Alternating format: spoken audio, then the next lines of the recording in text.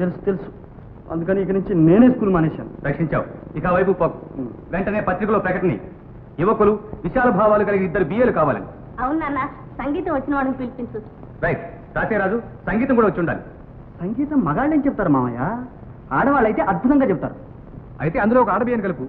అవును నాన్న, నేను పంతులమ్మ గారి దగ్గర సంగీతం, పంతులు గారి దగ్గర ఇంగ్లీష్ నేర్చుకుంటా. రేష్ అలాగే నేర్చుకో. నువ్వు కూడా బిఏ పాస్ కావాలి. రాజు రాసే.